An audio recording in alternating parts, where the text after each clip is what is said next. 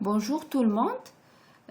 Aujourd'hui, on va connaître les règles de la saisie des signes de ponctuation dans un document Word. D'accord? Donc, quel est le rôle de la ponctuation? La ponctuation précise le rôle de la phrase. Elle sert à fixer les rapports entre les propositions et les idées.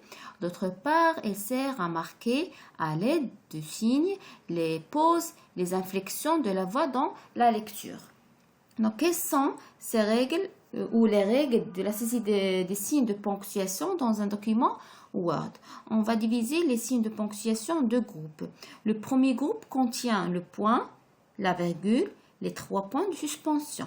Le deuxième groupe contient le point d'interrogation, point d'exclamation, les 2 points et le point virgule. D'accord? Donc, on va ouvrir notre document. Et on va commencer à écrire un texte. Donc, par exemple, je vais écrire « Je suis à l'école ». D'accord? Et je vais mettre un signe parmi les signes qui sont dans le premier groupe. Soit le point, la virgule ou les 3 points de suspension. Donc, je vais mettre une virgule. Donc, pour mettre la virgule, je ne dois pas laisser un espace entre le E et la virgule. Donc, je mets la virgule directement, comme ça. Et après la virgule, si je veux continuer à écrire une autre phrase ou continuer à écrire un autre mot, je dois laisser un espace. D'accord? Et je continue à écrire.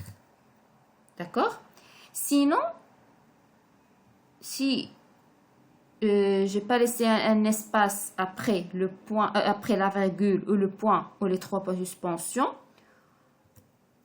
il y a un trait rouge qui va s'afficher en dessous de la phrase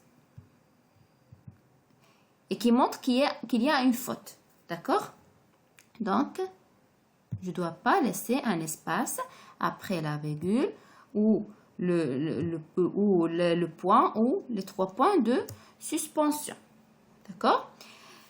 Par contre, si je veux mettre point d'interrogation ou point d'exclamation ou les 2 points ou le point virgule, donc il y a une autre règle qui s'applique.